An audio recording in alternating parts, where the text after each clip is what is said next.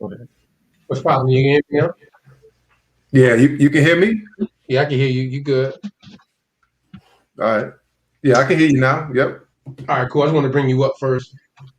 Also, theautonomousparty.com. You know what I'm saying? We do have our membership set up. We do have our marketplace set up. We do have our products set up. We got a couple opportunities set up for you to tap into that can also, help you in different manners. We're gonna talk about it always marketing that side of what we do and other things that we're gonna be getting into because what we named the party after, being autonomous. So Money Corner was popping, man. I just want to make sure I got that in. Don't forget www.theautonomousparty.com. You can tap the link if you're listening to us, and any information that you see that we can present in some of our bills, we'll be able to show it on our screen because that's what we try to do. Obviously, we're live on Facebook right now, right? Am I correct? Okay, and obviously, soon in the future, we're going to go live on YouTube, but for special situations. But tonight, Money Corner, you know what it is. The top of the hour was popping. What's the topic for the night with the economic situation? Yeah, I'm good, man. How everybody, man? We hanging in there, man. Good. We good. True. Good to hear that. Good to hear that. We in the Yeah, cave. man. We in the cave. Same thing. Just staying the course, man. Staying diligent, staying the course. You know how it is. That's how it is. A little tired when I shot some hoop today. Been a long time, so got some aches and pains, but we're trying to work through it. You know what I mean? It's been a minute. How them knees feeling?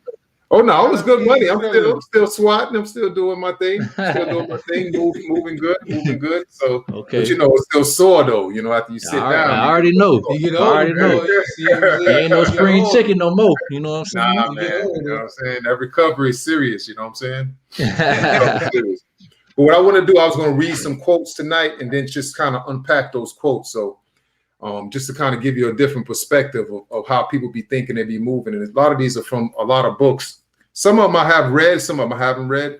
But these are some things that just some thoughts to ponder. And I thought they was pretty good. So what I did is I took a couple of excerpts from these books and I kind of put some things together and then we'll unpack them a little bit. The first one is a book called The Daily Stoic by Ryan Holiday. And it says, never be so tied to your former acquaintances and friends that you are pulled down to their level. You must choose to be loved by these friends and remain the same person or become a better person at the cost of those friends. So now that's deep because I always talk about these things. Sometimes you have to reevaluate your square. Like I told you, when I was finishing up my degree, one thing they wanted us to focus on was building a network and like a circle of people that were at your level and they were your peers. Remember, everybody's not your peer. Just because they're your friend and they're your good friend or whatever, that's not your peer. Your peer thinks like you and they're trying, or everybody wants to put ideas together and they're going to promote these ideas. They're going to promote each other in order for everybody to get closer and closer to finding what they want. They're going to resolve this problem. I got a problem. I'm trying to solve it. I'm trying to be this. I'm trying to be that. Oh, I need to get this amount of information. And what they do is they plug in together and say, hey, look, Mac, you remember you was looking for this information? Hey, man, I got it. And I was interested in it too. When you plug into those kind of people, you get true camaraderie. You don't, other than that, you get people you can hang around and you're cool, but they don't necessarily allow you to explore the depths of who you are. You're kind of going to remain very flat. Like I used to have a little saying where I don't compare myself to mediocrity. So I'm not going to compare myself to somebody's mediocre. Some people like to big up themselves. Well, at least I ain't like him. He ain't got no car. Well, at least I ain't like her. She ain't got no job. Well, at least I ain't like that person. They drink all day. It makes you feel better, but you're comparing yourself to mediocrity. You could be a lot better than that, but you're not because you're comparing yourself to somebody who's subpar. And a lot of people do that because it's easier for you to do that because it makes you feel good. We want to stay in our comfort zone. We also want to feel like we're a part of the game too. And that's something that most people do. We've been doing that since we've been in the sandbox, since we've been in the playground. We just want to be loved, man. You know what I'm saying? So right. At the end of the day, so it's ego. No, it's ego. It's ego. So that as well. That as well. But the thing is that it's mainly about us being able to make hard choices and know who your peers are. Your peers are going to be people that share the same ideas that you do, but they're going to share it to where they're pushing those ideas and they're pushing the bar. So you're not just necessarily saying, oh yeah, man, I like that car. I like cars too. They're going to get involved. They say, man, I like the dual head cams, and I like this, and I like nitro, and I got the fin, and they get real deep with you. So that's how you like. That's who you are. That's somebody who's actually going to be somebody's your peer. Somebody you're on the same level. You guys will want to explore that. It's the same thing with financial literacy. I don't meet many people that want to be financial literate. You just don't. But when you do, like I seen, we had a little party over here when you had your party that day. I told you about it. It was my Tia's, my mother-in-law's party. A lot of people came over, and her cousin came over here, and we just started clicking. He in the crypto, he investing, started talking about his investments, some of his locked up, and we started talking about different strategies. Okay, he becomes my peer. If not, then I'm around people that I can be like, oh, I don't have this. I got this amount of money and I'm moving this in that kind of way. And it may make you feel good, but at the end of the day, you didn't gain anything. You want to be around somebody that you can build up. You're matching wits, and they're actually giving you pieces of the puzzle. You're missing that piece. Hey, great, man. That's great. Let's team up. Because if not, you're just going to be around a bunch of people. It's like basically just keep peeling your scab. As soon as you can start to heal, you peel it again, and you start right back over again. That's why I say about chasing your tail. So you got to understand who's your peer and who's not your peer. That's why that's very important. No, now, you touched on something that's real though. Just to say that I see that in everyday life as far as different situations I've been in where people, I feel like we're not all on the same page as far as the camaraderie, like you just said, as far as peer. Like we're all supposed to be. Like I'm gonna promote you if I see you got something going on. I'm gonna like what you're doing. I'm gonna share what you're doing. Because it's not going to take nothing from me, especially if I see you win. You know what I'm saying? And especially if we're connected to each other. I think anytime I see you do something, I'm going to share it. You know what I'm saying? Right. Even if I don't benefit from it. You know what I'm saying? Somebody else I might know might want to tap in to what you got going on. And that's how you know that a lot of people say they want to network, but really they don't want to network. They really just want to either just take from what you got going and do their own thing. They're not really trying to help you build what you're doing. You help me, you know what I mean? That's like you said, peers. It's a lot of competition. That's why I've realized that in real life, especially in promotion. You know what I mean? People, we're supposed to be all promoters. You know what I'm saying? But people, you use each other. You know what I'm saying? Like, you know what I'm saying? Today, like people use each other, and you think it's supposed to be peers, but we're supposed to be helping each other. But really, this person is like leveraging a situation right now, and he's just using this situation for the time being. I see that all the time in promotion and just nightlife. You know what I mean? From my world. You know what I mean? That's what keeps a lot of us from growing and doing bigger parties and making more money and having bigger crowds come every week where we all making more money because somebody got an ego and he was just doing it for his opportunity. You know what I'm saying? Just that happens with every industry or business. You know what I mean? Where it'd be them people that always come in around you. You let these people in your circle, like you said, your square, and they really ain't putting that in. They take. And just to kind of really to clarify some of those things and really define it, I'll give you a classic example. When everybody was young, you always had one or two dudes that was maybe 3 or 4 years older, and they wanted to hang around you.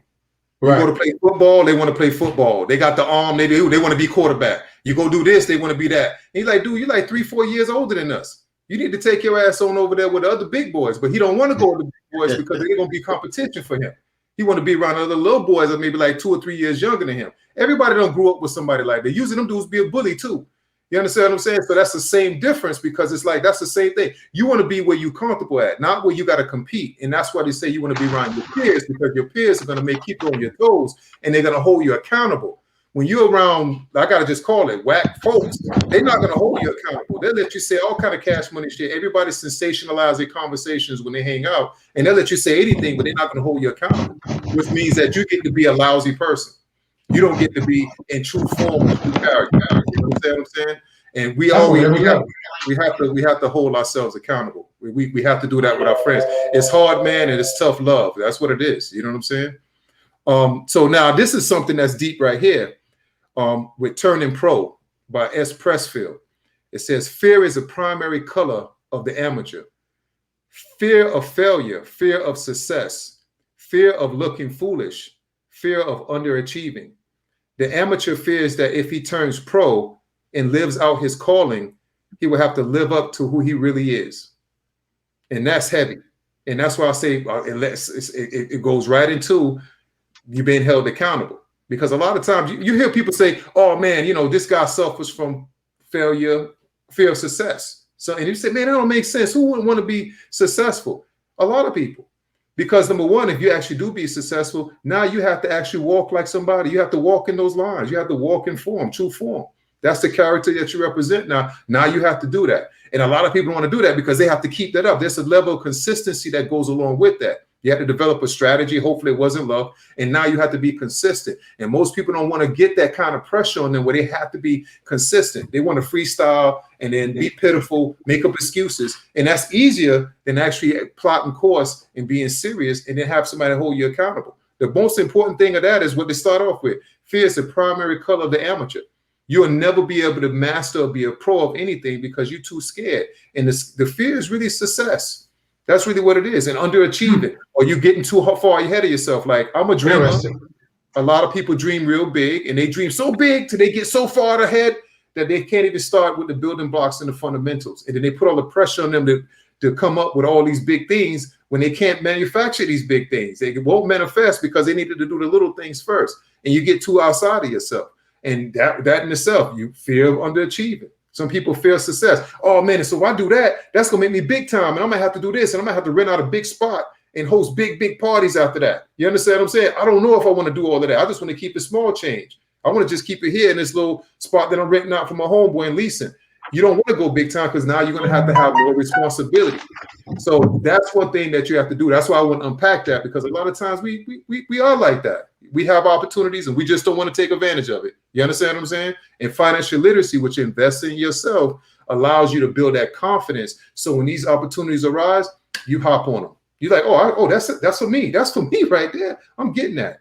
This for me right here. And you take advantage of it. Most definitely. But a lot of people are fearful of success and underachieving. It's like on both ends of the spectrum, both ends of the poles. They don't, one end you're like, man, this ain't never gonna work out. And then on the other end, you're like, yeah, man, this gonna be great. I'm gonna be doing this and I'm gonna have this and I'm gonna do all these things. And you're dreaming, but you're not doing the work involved. So we all got to come down, be around people who are gonna allow us to be grounded and be realistic about our goals and make us accountable, hold us accountable. You're right. You're right. Accountability, especially on the things I be talking about, you can't get to them levels if you ain't being accountable in your actions, which is not gonna attain this term that I even brand what we talking about, the autonomous party. You can't become autonomous if you're not going to be. This is a morale thing, like you just said, about being accountable for your actions. So, I mean, there's no excuses.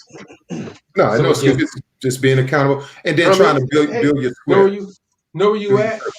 Know where you at. And at the end of the day, from a camaraderie, you know what I'm saying? In my situation, for instance, like, we can use our actual situation here with the autonomous party as an example, what you just said. You know what I mean? When we started it, really it was just idea sitting in the crib, right? We was all sitting in the crib doing the same thing we're doing now, but we weren't in a place, you know what I'm saying? We didn't have, you know what I mean? Like we didn't go, we grew in a time frame, you know what I'm saying? And we went and got the website, like we really applied it. It was applied, you know what I'm saying? We made a plan, we made the plan go down. You're right. You know what I'm saying? Now we here. So being constructive amongst our conversation so we can see something grow from it, not just be just sitting around just talking just to talk. You know what I'm saying? You know what I mean? That's just, and it's grown. You know what I mean? Like, so, you know what I mean? You proof's in the pudding when you do what you say you're supposed to do, things happen, you know?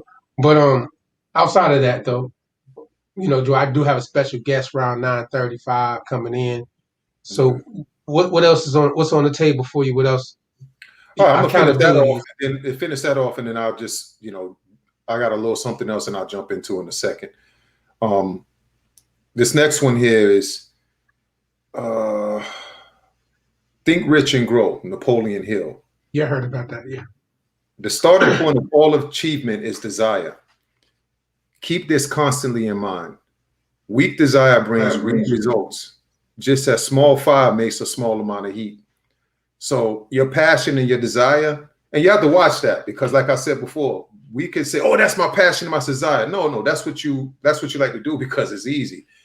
And you want to do it because it's fun, not necessarily because it's the right thing to do that's going to get you towards your goals. If it's going to allow you to meet your goals, then okay, cool. But most of the time, your desire is really strong. Like if I say, like for instance, when I was younger, we wanted to build a tree house. Everybody was supposed to come in with their tools and their screws and their wood and everything to build the treehouse. Only me and one other dude showed up, right? So what was the desire? Other people didn't have the desire to build that treehouse. Now we started putting the wood, we got the foundation, everything. As soon as we got the foundation laid, all kind of little sucker MCs started showing up. Now all of a sudden they want to, oh yeah, man, we're gonna get this and that, blah, blah, blah, and all kind of stuff. We don't need you. You understand what I'm saying? We already got this going on. There's yeah, man, there's a desire and a passion. We had a passion to get that treehouse going. Those other dudes wasn't passionate. They didn't have a desire. What they want to do, they want to play around and watch you do the work, and then they come up. Their passion, desire was to not doing the work. You understand what I'm saying? Because that was comfortable for them, and that's what a lot of people do. They don't want to do the work. They want to watch you do it, and then they want to appear at the last minute. Man, give me some cheat notes. You can't do that. That's why you see people as we get older and older and older, you still see them in the same spot, and they have to move, man, because that's what they at. Their passion desires on stuff that's it's not working for them. It doesn't, at the end of the day, like we used to say, it's not moving the needle. It's not pushing you forward. Nothing's happening. So you need to kind of abandon that and come up with a new plan. That's what everybody do. That's why I say when you get to be an adult, sometimes you get real broken, because if it ain't working, man, abandon that shit. Abandon shit, man. Jump on something else. And not necessarily say, oh, but that's my passion. It's just like me making beats. I love to make beats, but that ain't making no money. So it's like, I love to do it. I know people right now living in their mom's house on the couch. Man, I'm making these beats, man. I'm telling you, I'm about to do something with Maybach music and all kind of good stuff. But they still at home and they still doing it. And they so passionate. I want to follow my passion. I don't want to do that. This is what I want to do. Okay, like you're a little kid. Then you haven't become an adult yet, because adults say, hey, this is what I need to do in order for me to get this. There's a way to the means, and this is what I need to do to get that. And what about all means I need to get it? I need to develop or redefine what my passion is, or revinerate myself. I need to get innovative again and start to redefine who I am, so I can start to build that passion and that desire. That's why I wanted to unpack that, because we put passion and desire on some of the stuff that ain't going to move the bar or get us where we need to be. And it's like, man, I'm passionate. This is what I want to do. And it's like, great, but are you moving ahead? Because if you ain't moving ahead, man, now you're making me think that something wrong with you. You're glitchy. That's my new thing. I call people glitchy. When you ain't moving and I'm trying to explain something to you and you seem like you can't get it and years go by, you glitchy to me. It's like a glitch. I ain't got time for that. And you shouldn't have time for that either. Around people like that, frozen. They glitchy, let their ass ride, because all they're going to do is hold you back, because they too damn glitchy and they really looking for a comfortable ride here. We're adults. You got children. Ain't nothing comfortable being an adult having children. It just don't come. Those things don't mix. It's always going to be a rocky road. You're going to be battling something, and you got to take care of somebody. You're building a legacy, but you always got to build yourself up too. It's a lot of work. So sitting around being drunk all the time and not doing anything, that right there ain't going to cut it. Sitting around being high all day ain't going to cut it. Sitting around not doing shit and just sitting around a bunch of dudes that ain't a circle of your peers that's going to produce results and then hold you accountable, that's just a waste of time. That's a nothing burger. And we have to kind of do that. So I think I got two more right now. At the same time, I'm gonna wrap it up. I got 2 or 3 more. This is Kiyosaki. I love Kiyosaki, Rich Dad, Poor Dad. And it says, too many people are focused too much on money and not on their greatest wealth, which is their education. Intelligence solves problems and produces money. Money without financial intelligence is money soon gone. That's why you hear me say over and over again, when you have sound money principles and you practice those sound money principles, you develop a strategy and a formula that can never be taken away. You can always duplicate that. You can always simulate that over and over and over again in different arenas. When you gambling and you just throwing stuff out there, and you wishing, and it's the luck of the Irish and whatever you putting money on it that day, or you just decide that you didn't want to develop a plan, then that's when you have these kind of situations. Then you're gonna lose your money. That's why you see keep me saying, if you play ball and you had something where you had one skill and you became a millionaire and they took that away, you will never, it's proven, you will never be a millionaire again. There hasn't been one yet. You go to NBA, you go rap, and you go become a millionaire, and that goes away, and you can't rap it, you can't dribble the ball no more, and you become a millionaire again. It's never happened. And that's why. You understand what I'm saying? Your money's going to be gone because you didn't have a strategy. You just had a bunch of money. You thought it was never going to go away. Man, if your tax is going to eat up 30% of what you get anyway in capital gains tax. And if you don't start businesses, you ain't going to have nowhere to avoid certain taxes anyway. So that's where you have to be able to be smart within the game, and you have to get that education, that literacy, because you can't just depend on somebody. Oh, I'm gonna hire this person and they're gonna work it out for me. No, you got to know. You know what I mean? Accountants be ripping people off or messing up the books, and then you go to jail. You understand what I'm saying? So you got to understand every single aspect of the game, especially when you're dealing with money. It's what else you're doing. If you know dances that are out there, you know, listen, I be watching dudes that know rap songs. Like they know. I'm 48 years old, and I don't know every rap song. I know rap songs from the 90s and stuff. You know every single new rap song. You ain't got no financial literacy, but you know every single new rap song that's out right now. That's a problem, man. You fill your head with stuff that's not gonna do anything. Well, you know, like that though. That's your age. What I'm trying to say, there's plenty of people that's between like 40 to 48 years old. Not none of your peers though. Yeah, I guess your peers. You they're not my peers like that. Name one. I mean, I don't know. I don't know nobody in my age group that know all the songs out right now. But what I'm trying to say, I ain't talking about like the top 10 songs that are. That's far few. None. I think that's exaggerated, though, bro. Come on, man.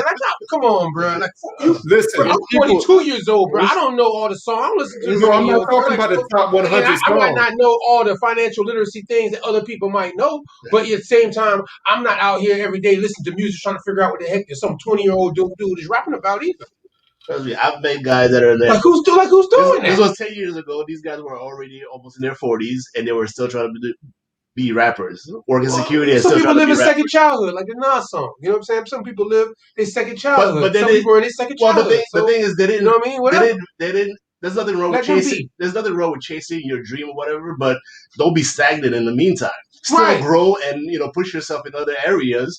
Then you can pursue your dream or whatever. Thank you. But for you to stay and just still working like a small job, like making minimum wage just to get by, to get by. That don't make no sense. I'm chasing my dream. That's why I can't follow, trying to educate myself in careers. No, that made no sense. Like that don't make no sense. It's not an exaggeration. I don't do Facebook that much because that's for dummies. But when I do go on there, I see a bunch of people that I went to my neighbor that I grew up with. They my people that I would consider my peers when I was in high school. They my age. They graduated with me, this and that. And I see them in their cars, and I see them, and they know all these rap songs and all. Not talking about no Cardi B top 20 and a little jiggy, this old stupid trap music. We ain't talking about that. They may know Freddie Gibbs' whole song, like from the back to the forward. And I'll be saying, okay, Dave, man, this is like the second time I done seen you on the video, and Freddie Gibbs' song word for word, and I know your shit ain't tight.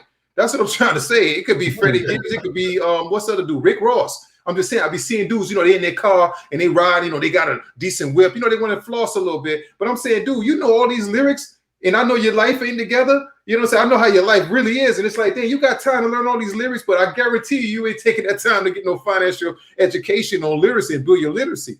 It's not over exaggerated. Trust me, it's plenty of people my age. You say it like that. Okay, yeah, I don't see nobody running around every day at listening to I mean, most people I know though literally on I hope there's a balance. You know what I'm saying?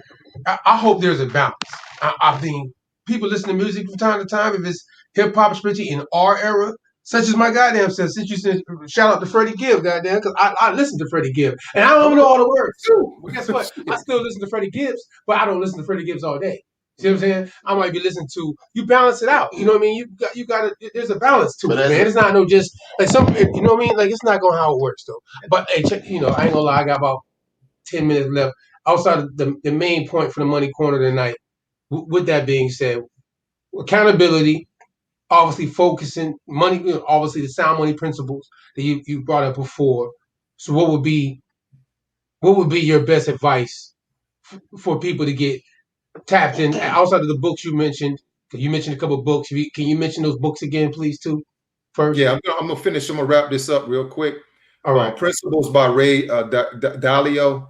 I'm just going because I got some other stuff I want to say. I'm just going to try to be quick as I can. Every time you confront something painful, you're at a potentially important juncture at your life. You have the opportunity to choose healthy and painful truth or unhealthy and comfortable delusion. Now, that right there that's a doozy because that's what a lot of people are doing. They're not living their own truths. And so they create this facade and they think that everybody's supposed to go along with it. And most of the time, if you have yes men or people that ain't really going to hold you accountable, they're going to allow that facade to exist, and they're never going to check you. So when you start being around people that are really, really serious, you look like a fool because you don't really have your shit together.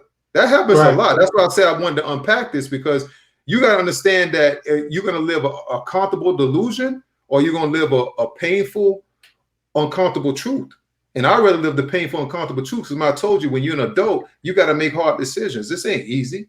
You understand what I mean? You have to be able to do that. You have to put your nose to the grindstone and produce results. If you're not producing results, then you're not doing it. That's why I say, if I give you a 10-year and I say, let's get our bearings and let's look what we've been doing over the 10 years, and we start to put it on a timeline, and every time we hit a certain landmark or milestone, we put a little dot there. You don't have a lot of dots and you ain't been doing anything. That means you need to get on your job then, and that's good. It's nothing wrong with understanding that that's what's happened to you, because now you got to get that passion. Hopefully, to develop that passion, that desire to get things going. So now the next thing is how to win friends and influence people. Everybody's probably heard that book. If you haven't, it's Dale Carnegie. You said win friends and influence people? Yeah, that's a very popular book. How to Win Friends. Who's the author? Dale Carnegie. Okay. So, and this is the last one, and then I'm gonna wrap up. You can make more friends in 2 months by becoming interested in other people than you can in 2 years by trying to get other people interested in you. That's real. I learned that firsthand. That's real. You get more attention by, you know what I mean, than trying to make people look at you a certain way. I think services has always been the best thing when you deal with networking people, and people always look at you a different way when you tap in that way, rather than you trying to be the person where it's like, listen to me. Like you want somebody you know, you want to dictate. You don't meet people by dictating, tell people what to do. You know what I mean? You got to have a way how you deal with people. Some people, even though they might have the right message, it's just how they deliver. Absolutely. You know what I mean? The best rappers in the world had the best words, but their flow wasn't right. So no one got the message. Yeah.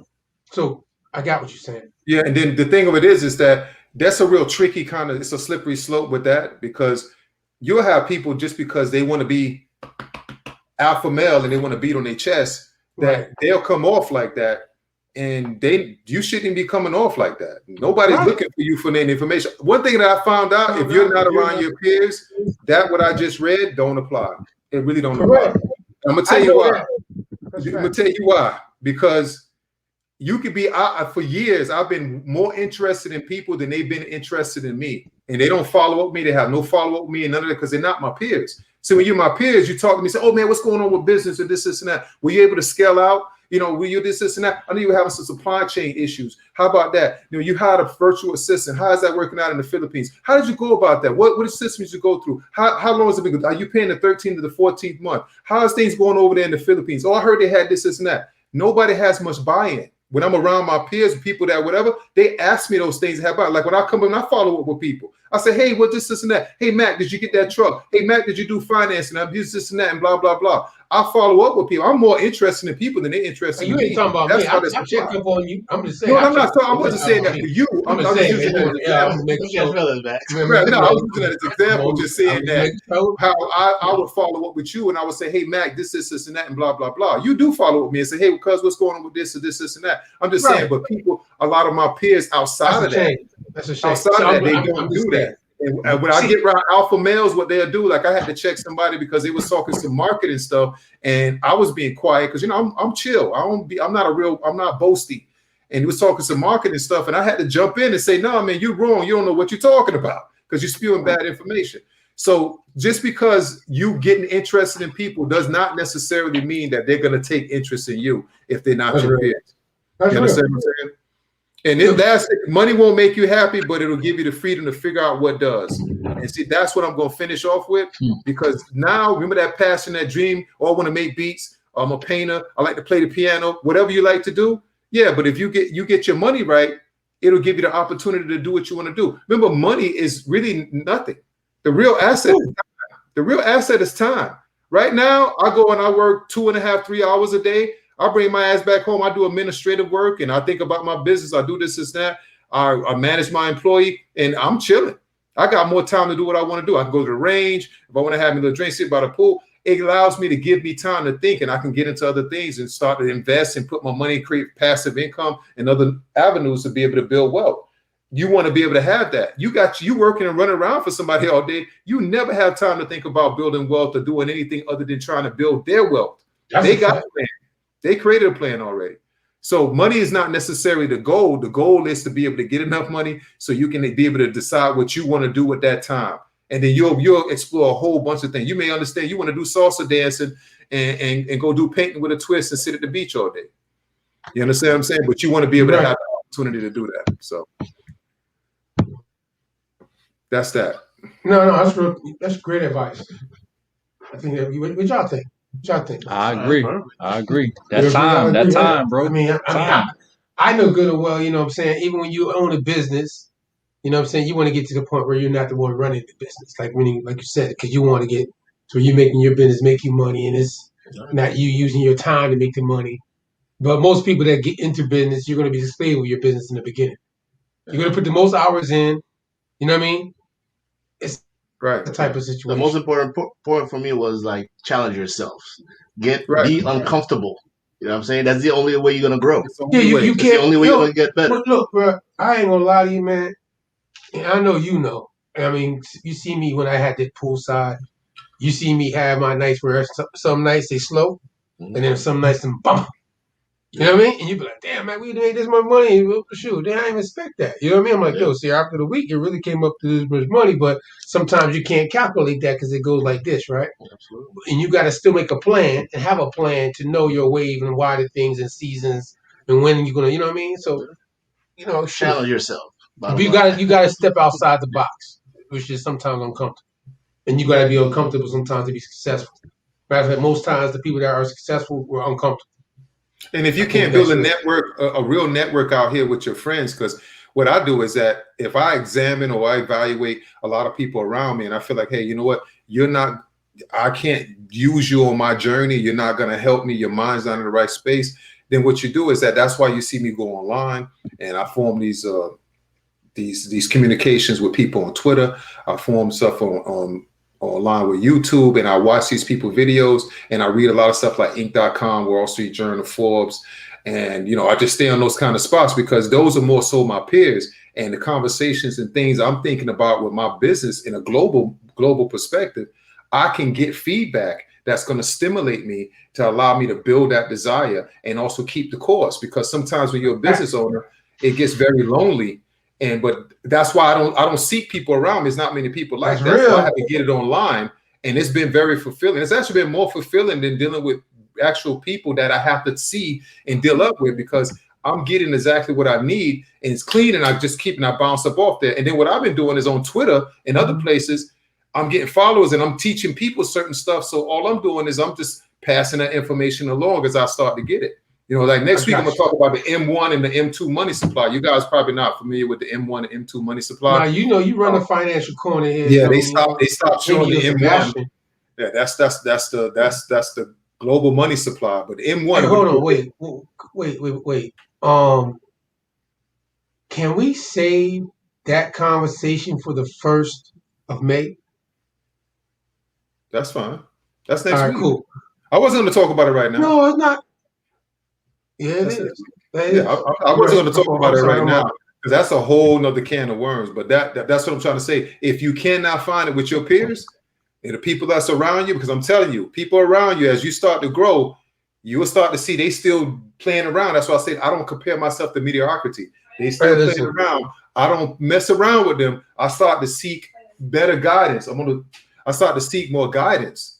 And that's what's important for me. I start to see guidance outside of myself. So this way it makes me uncomfortable. Like, dang, sometimes they be dissing me. If you're doing this and you ain't doing that right. And I'll be like, damn, that's right. I ain't doing it right. So let me get on the program. And that's exactly where you want to be. Because if you're not, that's what Pierre was saying. You're not being uncomfortable. You're sitting back and you're thinking everything's all right. And I guarantee you've been doing that for the last 5+ years. You've been thinking everything all right.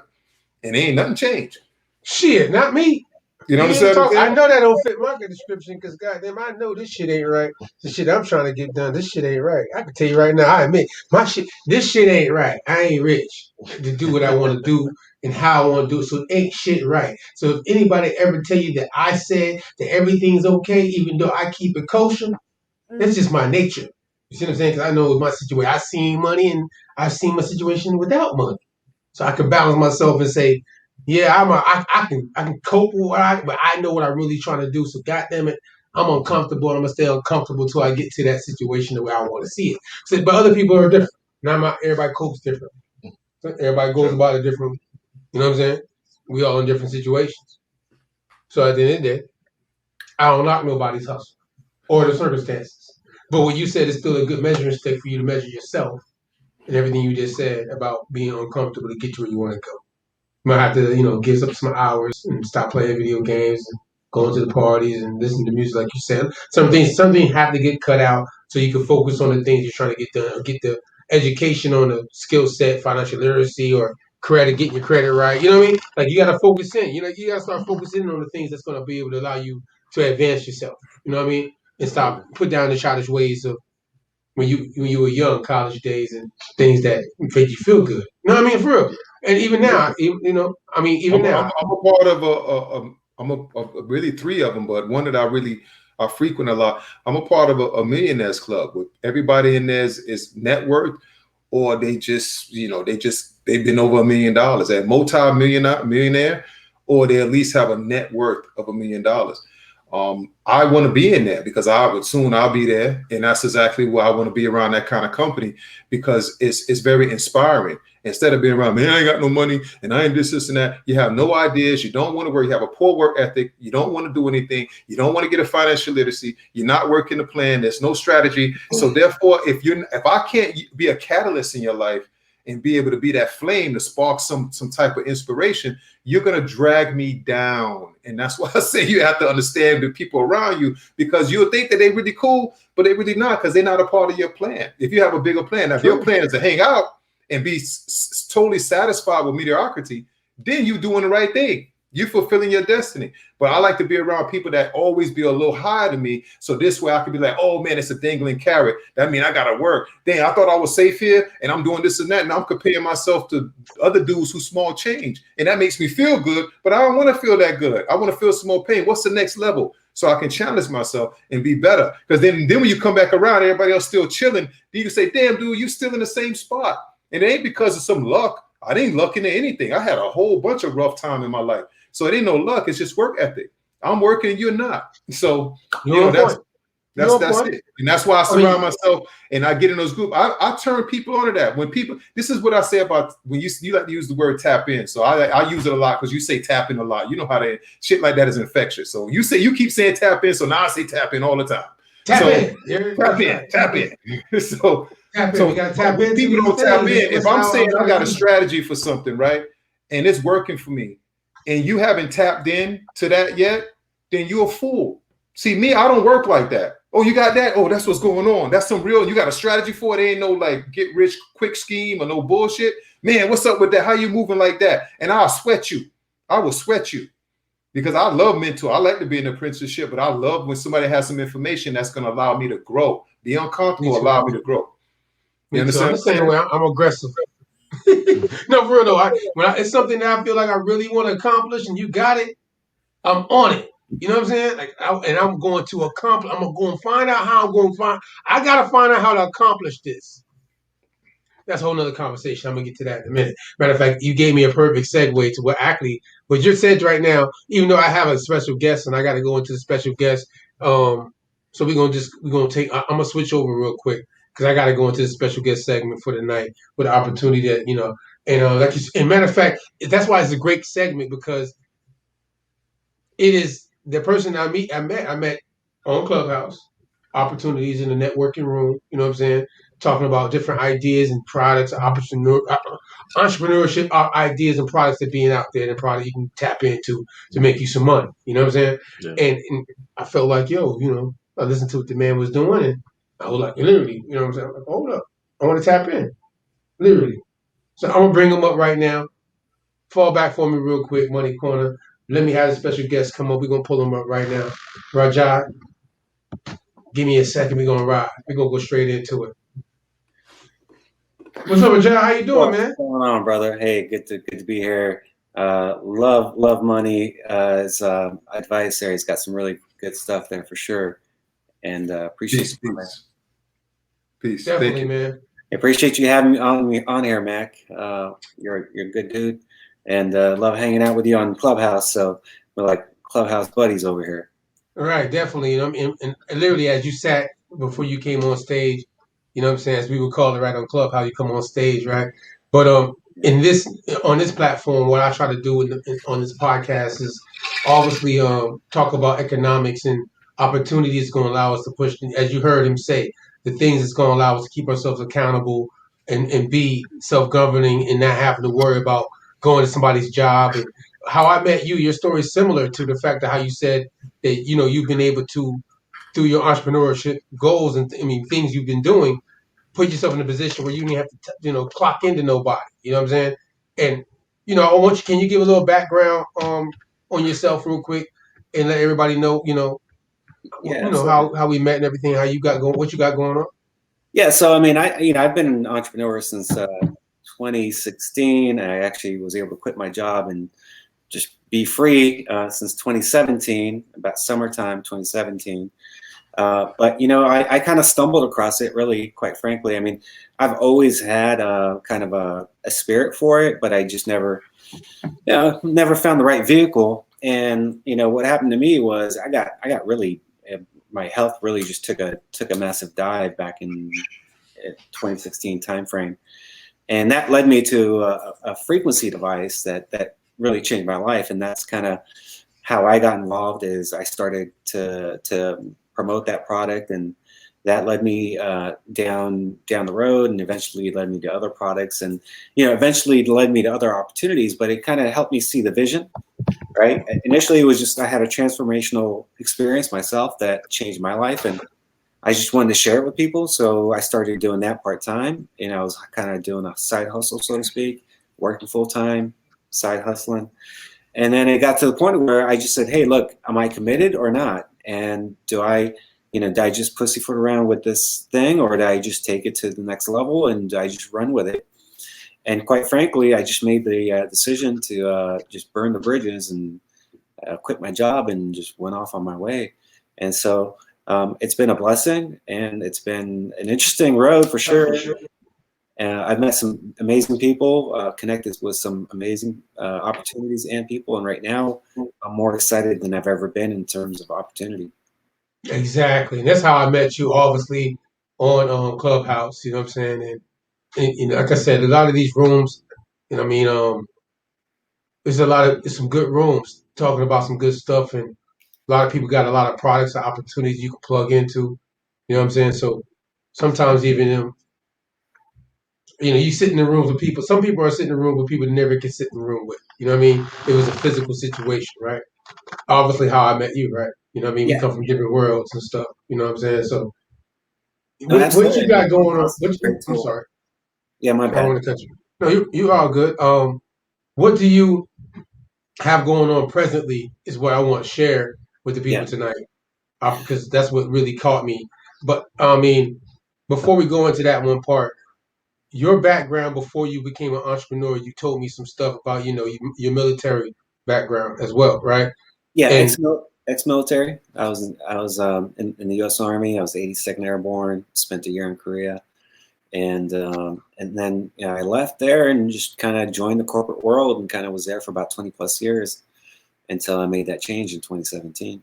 right. So now the fact that you told when I heard this story, you know what I mean, knowing your background, that's why I wanted to just tap that in real quick. You know what I'm saying?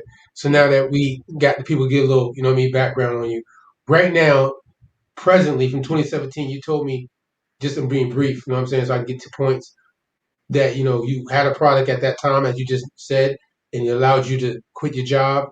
And then recently, though, how I'm meeting you on Clubhouse and the products, opportunities you have going on. Yeah. I want you to talk about that tonight. You know what I'm saying? Because I found it something that Amazon is a key word that people would use that you're kind of dealing with when you talk in these rooms. So I want you to talk about that. Can you go ahead and lay that out for us, please? Absolutely, my friend. Yeah, appreciate that. Yeah, I mean, we're actually taking on a really bold kind of a bold task here. and we're actually looking to compete with Amazon.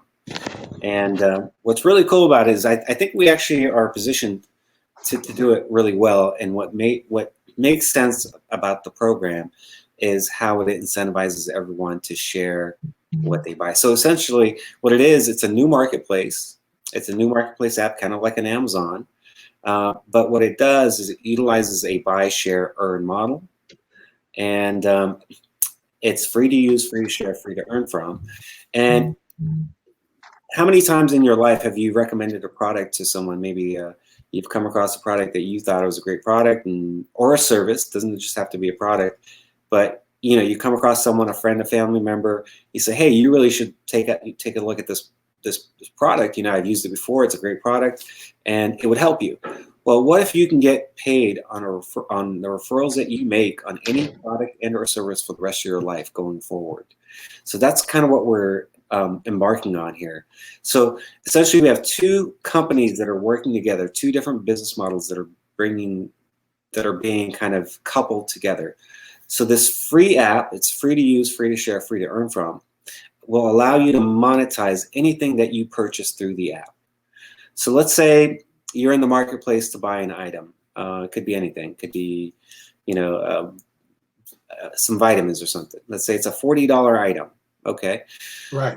Let's assume that item is paying out a $10 referral fee. So you buy your item, you're going to buy it anyway. You're in the market for it. You buy it. You get a shareable link created for you automatically. You don't have to opt into anything. You don't have to sign up for anything. It just is created for you. Now you could share it. So what they do is they'll take the $10 and they cut that in half and they pay out in waves. So your first wave are the people that you personally reach. Let's say, I bought this item and I reach out to my friends and family and say, "Hey, you really should take a look at this product. It does this, this, and that, and it's a great product." Okay, great. That's my wave one. If they click on my link and they buy that item, they get a shareable link just like I did, and I get a commission on each transaction. So I'm going to get 50% of that available commission. Well, right. Yeah, it's like $5. Okay, so $5 on each one, but it cost me $40. So I might get a few hits. Okay, whatever. Let's assume we get 5 people. Okay, so $5. That's my wave one. They get their shareable link. Now they share it with their friends. Okay, when their friends click on that link and they buy, your friend gets $5. I get $2.50. So they take the $5 remaining and they cut that in half. I get $2.50. That's my second wave. Right. So what they do is they cut that in half every time until they get down to a penny. So essentially, you're going to have a total of 9 waves on this item that costs you $40, paying out a $10 commission. So on wave 9, you're getting paid pennies. On wave 1, you're getting paid $5 on each. But if you do the math, if you look at your average person, they have about 250 followers on Facebook or social media. It doesn't have to be Facebook, whatever it is, social media. Average engagement is about 2%. So 2% of 250 is 5. So if you can reach 5 people, and then those people reach 5 people, and then those people reach 5 people, by the time you get to wave 9 on this item that cost you $40, you would have made over $40,000 on that item that you paid $40 one time for. The cool thing is, it's good. And this is just piece number 1. It gets a lot more exciting than this. It's kind of crazy. So if they come back and buy that item again next week, next month, next year, let's say it's toilet paper. Okay, people are going to buy that every month. You get paid every single time for the life cycle of the product on the platform. That's what excited me the most, that you said you can put a product out there, and then long as that product links out there, that basically it means every time somebody touch that product link and buy from that product link, I'm getting paid from it for the lifetime. Not only your link, but you're from your networks. So you start a campaign, right? So you reach 5 people, and then those people reach 5, and those people reach 5. So any of those people that are reached from wave 1 through 9, every time they come in and purchase that item again, you get paid every time. Woo. Now that's only a part. I'm sorry, just give me an idea. Keep Hey, going. Raja, let me ask you a question. Yes, Because, sir. this is very familiar to me because I used to do a lot of affiliate marketing back in the day. Now, Yeah. let me play devil's advocate for a moment.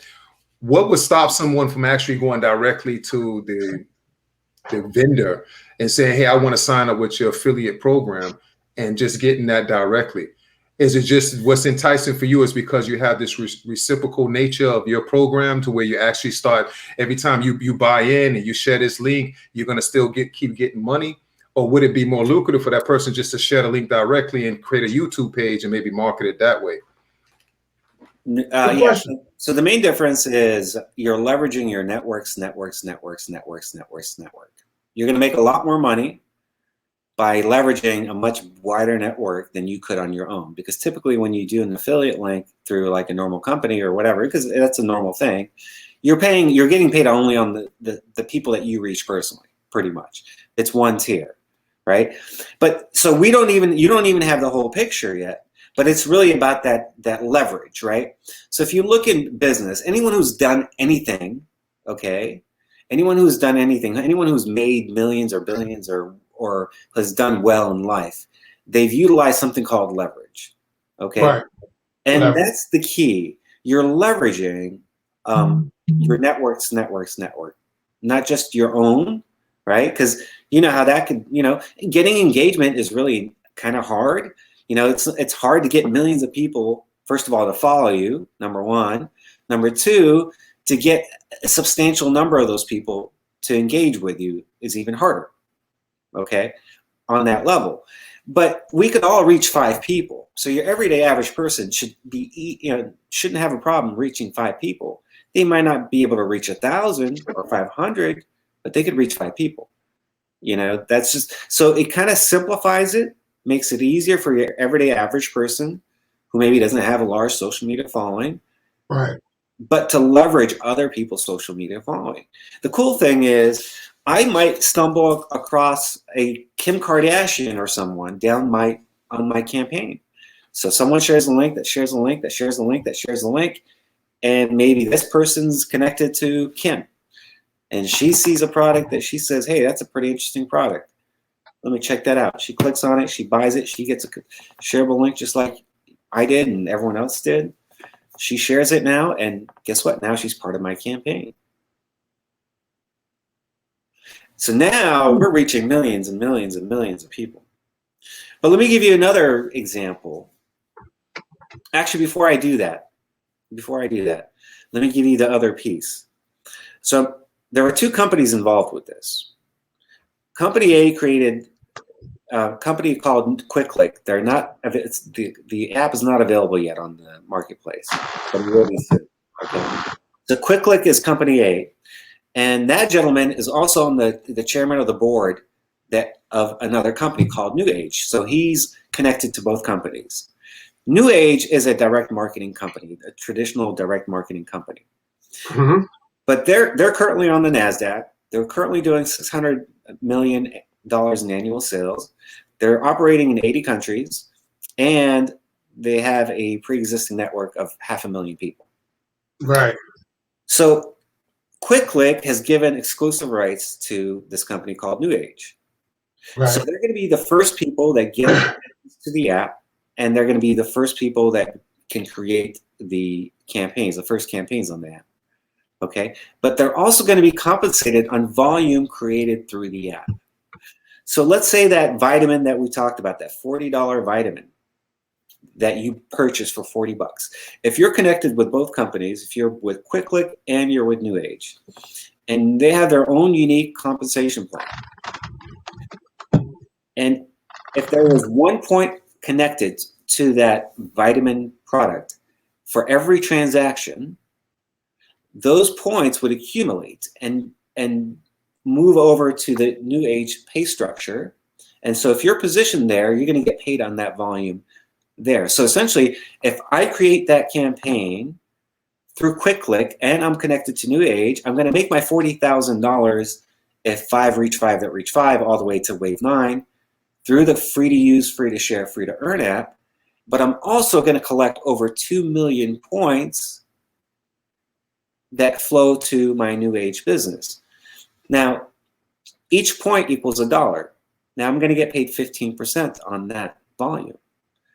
So I just made $340,000 on an item that cost me $40 one time.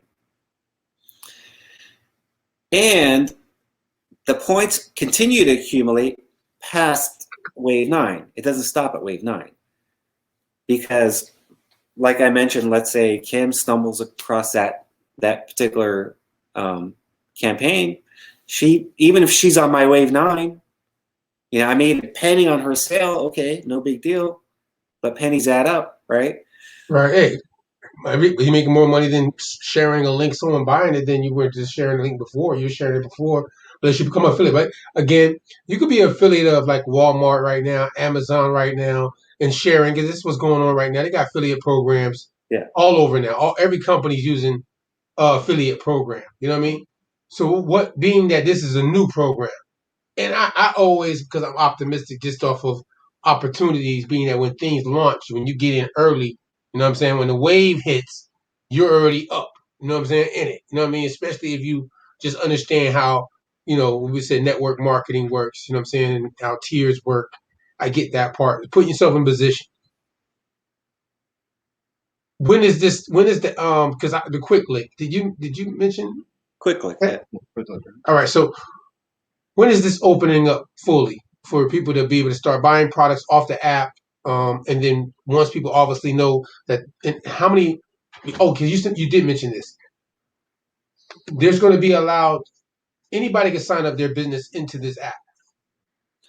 Yeah, I mean, if you're selling a product, you mean? Yes, I'm saying, like, anybody that has a business selling a product, can put their product into the app. Yeah, that's correct. And they won't be charged for putting their product in the app. Yeah. So you're buffering here. There you are. Oh, I am? You can't hear me? I'm sorry. No, you're back. You're back. Okay. I'm sorry. I don't know. Did you hear what I said? Did you hear what I said, did. though? Okay. Yeah. So if you are a company or someone who's selling a product, you can get your product on the app for free with 0 ad spend. So essentially, you put your product on the platform. You decide how much you want to retail an item for. Let's say your item retails for $100. Great. Okay. And you decide how much you want to give up as a referral. So you can say, I'll give up $20. Okay, that's what it is. Then the company Quick Click will work with the $20 that you're giving up. You get your 80, but then your product is going to be put in front of millions of new people, new eyeballs, who if they purchase, when they purchase, your customers now become also affiliates for you. Right. And now they can promote your product and kind of share in the profit sharing with your company, so to speak. Gotcha. That makes sense. I mean, so it sounds like to me that this, if you kind of mix in affiliate marketing with the reward point system, and you have this reward point system, or somewhat of a hybrid. Now, what I was thinking about, do you think that you ever get to a point that's kind of like I guess you hit a brick wall, there's a dead end, to where let's say this becomes very popular and everybody wants to share these links and everybody's kind of competing to share these links, because it kind of has a little bit of a multi-level marketing element, just a little bit, because you're kind of bringing people in and you're marketing this thing, and there's an incentive for you to market your link. And then I can see that becoming kind of congested over a while. Have you thought about that in the future, about where that would be at when you got to that point? Let's say if it got really popular and it was a lot of competition, like everybody was on social media, like, hey, I did this, and they like really marketing it. You understand what I mean? Because the value of time that you will put in trying to market this particular link would actually make sense on what you were getting compensated for actually taking the time out to market that link. I'm just saying down the line, have you ever thought about that before? No, I get what you're saying. But quite frankly, people are already doing that, number one, right? Okay. I mean, social media is already kind of all over the place with, people about the product, right? So that's already happening, quite frankly. But also, there's going to be thousands and thousands of products on here. So it's all campaign driven. So you buy an item, that's your campaign on that item. So it's not like everyone's going to be selling the same thing.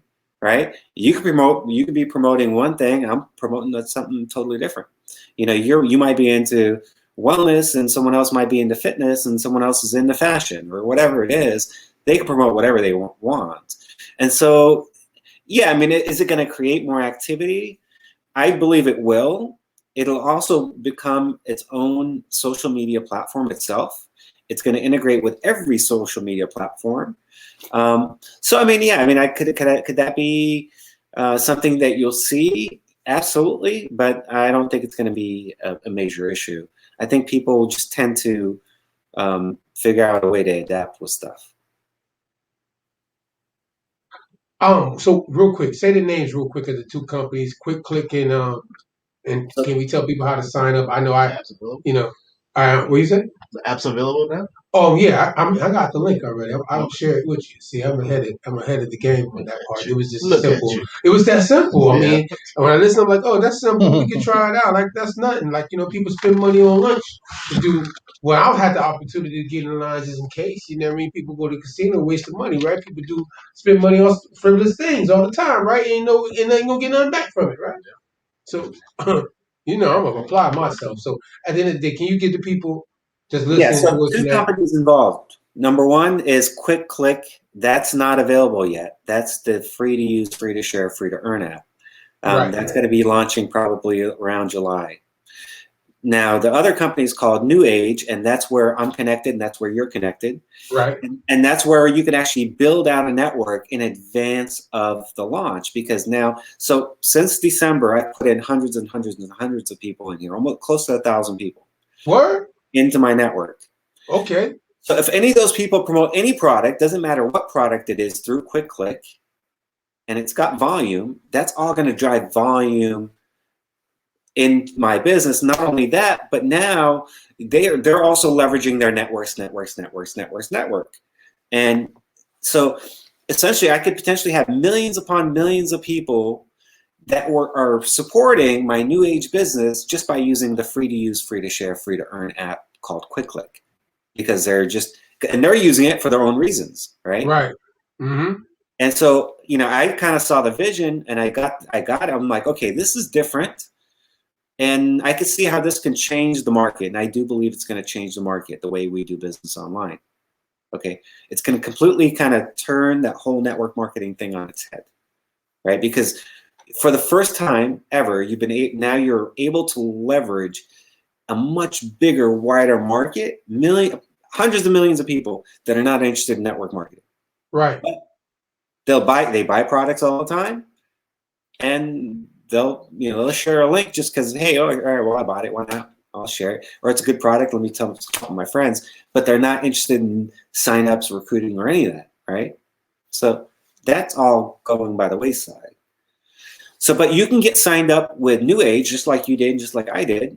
And I was smart enough to realize, hey, let me build out my network now before the launch, before the cat's out of the bag. So positioning, getting positioned properly, right? Timing and positioning, getting there before the whole world already knows about it. You want to be the first person that introduces it to the people that you know. Look, as a matter of fact, I'll just one more time because I got something to say. But I want you to say the names again: New Age and Quick Click. Right? Am I correct? Yes, sir. All right. How do you spell Quick Click? When the app comes out, how you spell it again, please, so people can hear that? KWIK, and then. I'm sorry. Say that again. I'm sorry. You move fast. Say that one more time. KWIK, and then CLICK. Quick Click. I heard that, y'all. Yeah. KWIK. CLICK. Kind of reminds me of ClickBank. You ever heard of ClickBank? You remember ClickBank back in the day? Yes, I know. Bank.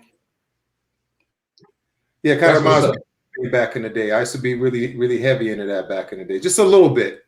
It has a different twist on it, but it was with the links, and we were marketing a lot of links. We were creating these little websites on the side, but things have grown because you didn't have social media the way it is right now. You didn't have that as a vehicle to be able to get this message across so quickly. Back in those days, it was just kind of creating your own little website for people to come there, and it was like a cookie cutter website that everybody else had. But this is an interesting concept. I'd like to see where it goes in the future. Well, the really cool thing too is you get analytics too. So like, so let's say, Kim or someone with a big following clicks on my campaign at somewhere down the line. I don't know that person, but they're maybe 6-7 layers down, or on my 6th wave or something. They have a large following. They click on it, they share their link, they get a lot of activity. I can see that activity on my phone through the app. I can message that person and say, hey, I see you're using the app there and you're making some pretty good money with it. But did you know that you're leaving potentially hundreds of thousands of dollars on the table by not being positioned here with me in the new age side? So now I could easily migrate those people over. So that analytics that you have is going to be powerful, because now it gives you like a positive sorting, sifting tool, right? Where it changes the conversation. It's no longer join my business and maybe you can make money if you work really hard and you get lucky. Now it's, hey, you're losing money by not being over here with me. You're already doing the work. That's a different conversation. Sure. I have a and you say this is in play right now. So you say you have this in play right now. You say you have the app. You have the app in play right now. No, July, right? Quick click. The app is not available on the App Store yet. And this is called Linktree, or is it linktr.ee? Quick link. Linktree is it's a service that where you can put all your links, and so you can see what I do. Right, his personal stuff he does. Matter of fact, I'm glad you asked that question. You know about Linktree, right? Money Corner? No, I did not. Okay. All right, so yeah, Linktree, my wife put me onto that. She got one too, where you put all your stuff underneath one thing. So all the multiple things that you do, you can have it underneath one tree, and then people can come to your profile and click on everything that you do and find what you got going on. That was a good plug, by the way, since you got Linktree. Because as a matter of fact, reminds me of the link wheel back in the day, when we used to do for marketing. We used to develop a link wheel with most of all the social media places. So you would get Dig, you would get MySpace if that was popping, you get the Facebook, the YouTube, and everything, and then you will link and you create all these profiles and you will link them together, and you'll link them together through a website, and then just have backlinks and everything too. That was a good way to do some marketing and then get yourself to boost your ranking with Google.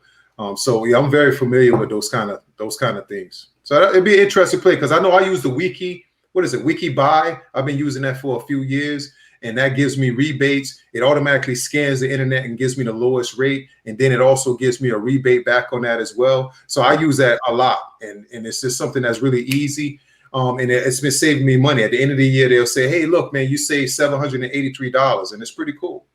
So and it's no nonsense. So it's very light.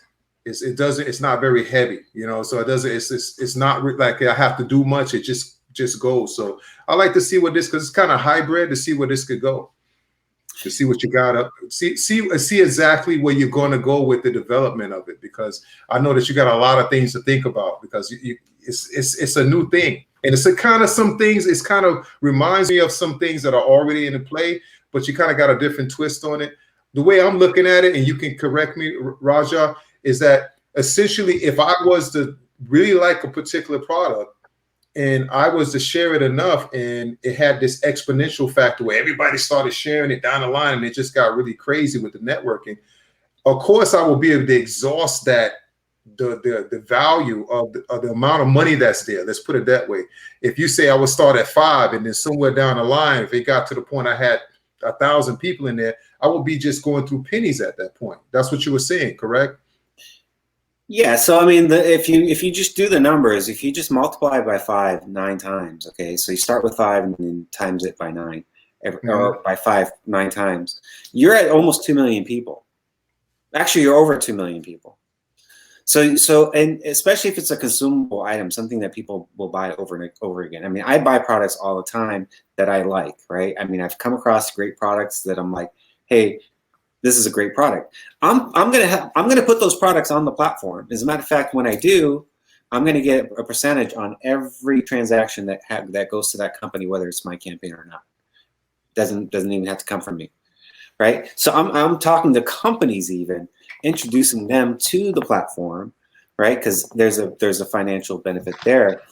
But it really is about the leverage, right? And I mean, look, I mean, if you're a good marketer, I mean, you should easily be able to reach more than 5 people. I mean, 5 people is for like the layman, the person who doesn't know what the hell they're doing, quite frankly. I mean, look, if you came across a product that you really liked, that you were like, man, this is a pretty cool product, that's $40, can you get 4 or 5 of your friends or family members to buy it from you? I mean, that's a good question. I mean, yeah, I mean that's multi-level marketing too. So I mean, that's what I say that has that little aspect to it. I mean, for certain people, I mean, I think that it's a really cool concept, and I like to see where it can go. But for some people, that's when they hear MLM, it's a little bit of a turnoff for certain people. Yeah. So here's the thing. The quick click portion is not MLM. It's already been deemed not an MLM. It's just an affiliate marketing. It's affiliate marketing, but it's got multi-tier, right? So, and it's going to, let me give you another example, right? Because it's not just that example I gave you was one example. Let's say it's an $80 item, paying out a $20 commission, okay? Mm-hmm. Now, you're working with 10 waves instead of 9 waves, okay? We're going to make the same assumptions, 5 reach 5 that reach 5, okay? Nothing has changed. You're only starting with $20 instead of $10, and they cut that in half every time. If that is met, right, the 5 reach 5 that reach 5 to wave 10, you would have made $176,000 on that item that cost you $80. And that doesn't even include the points that you can accumulate on the new age, on the network marketing side. So the new age network marketing side is network marketing. The quick click is not network marketing. It's more like an affiliate type of program. But they're coupling. Okay, now it's making more sense. Now it makes more sense. Go ahead. So they're coupling the two, and this company is leveraging this company, and then this company is leveraging this company. They're both leveraging each other. So this company already has a network of 500,000 people worldwide. Okay, so they're all going to get the app on day one. So now you have 500,000 people on day one that are going to be sharing it with the world. So that's going to help to ensure the success and volume and things really pick up, okay? But then this company, the network marketing company, is going to collect volume on volume that comes through the app. Right. And tapping into a much bigger market. We're talking a market that's thousands upon thousands of times bigger than your network marketing business could ever do on its own. Oh, that's real. So I was thinking to myself when he said this. With the money as it comes in, you're paid in these points. What's the conversion on those things? And you have an app in place that's actually keeping all this information and this data as it starts. So if somebody else brought something, this is real updated information. So I got 2 questions. Is that app is that robust? And have you developed the app that can actually keep up and show me everything that you just described? And as well, how do you convert those points over to dollars? Okay, so through the Quick Click app, first of all, it's got 27 patents on it, and it's going to be traded on the NASDAQ. So it's already got a symbol already picked out and everything. Okay, so it's well funded, well. What's the ticker symbol? You have the ticker symbol already? KWIK. KWIK. Okay. Go ahead. Yeah, it's not on the NASDAQ yet. It's OTC boards right now. I know OTC pink sheets. Yeah. So it's KWIK? Yeah. Okay. So they've been working on it for a few years now and developing it, making sure they've beta tested it in Japan. They're beta testing it in Las Vegas, right? They're just making sure it doesn't break, right? When they let it go. Right, and so they're working on that, and they're making sure that's the case, and also, they have a company that they're partnered with that is a well-run, well-orchestrated company that's sitting on over $100 million in cash currently, right? And so they're utilizing like a blockchain kind of methodology to keep track of all the relationships that are created through the campaigns. Yeah, because there are other projects that are out there. some of the projects that are out there that they're decentralized that are doing some of the same things. It's quite a few projects that are out there, because when you start to mention blockchain, I already know a couple of projects that are already something similar to that, and they're like a rebate play. But this is all decentralized, and it's something almost exactly what you were saying. I was waiting to see if I was going to hear one of those key of those buzzwords, that this was going to go into the digital currency space or the cryptocurrency space. So now these people with the money. So I'm trying to understand, like, you getting this point system, this somehow has to be converted.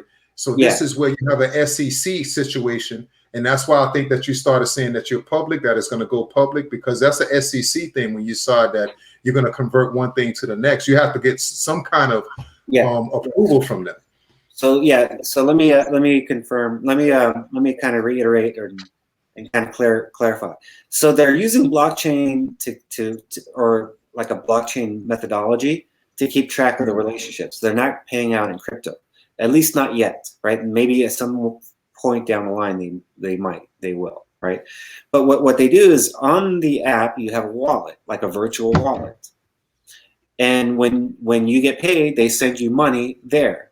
Then you have to convert it.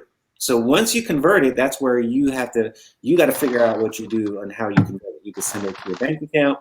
You could send it to who converts it though? Who are you using? Who's the intermediary that's going to convert that for you? Essentially, it's converted to your local currency, whatever local currency. We're in 80 countries. We're going to be in 80 countries. So what would it be? What points? What type of? What would it be? What unit of measurement? So quick cash is essentially it's pegged to the dollar or whatever the local currency is. So it would be a stable coin? No, it's not a coin. So that's what I'm saying. But you're saying points. You're saying points are going into a system. I'm trying to understand. So if you get points in the system, I say I use travel rewards all the time. I got 180,000 points. But let's say I decided that I didn't want to use them for travel points and I wanted to cash out of the system. How do I convert that? Who's the intermediary that converts it? If these things are travel, some kind of point system that you created, my bank doesn't know how to convert that. So that's what I'm asking. No, I get that. So through the Quick Click app, essentially you could just transfer your money wherever you could transfer it. It's money. It's dollars essentially. Because in dollars, not points. Okay. Right. Now the points is a different thing. So the points that are collected that go to the New Age group, they pay in US dollars, but they paid off a percentage of the points. So they take a set of points, like any network marketing company.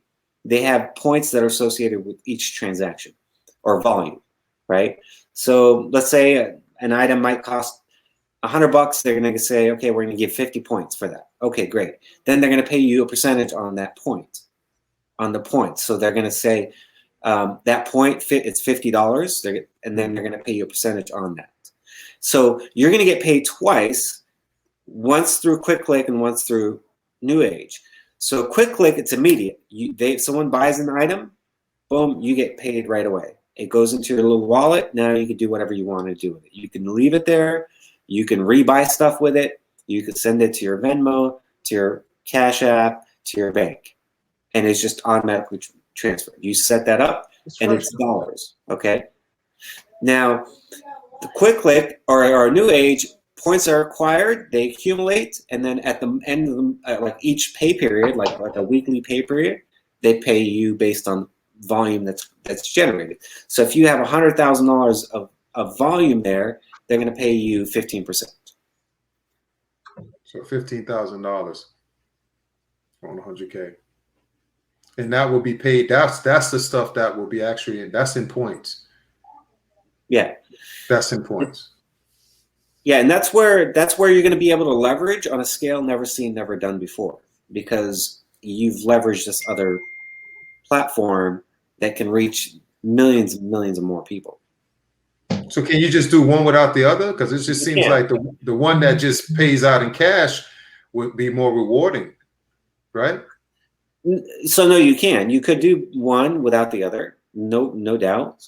But one has a more of an exponential factor included than the other one. The reward points, you will actually get more of that reverberation occurring with the money than you on the reward point side than you would if you actually were getting the cash.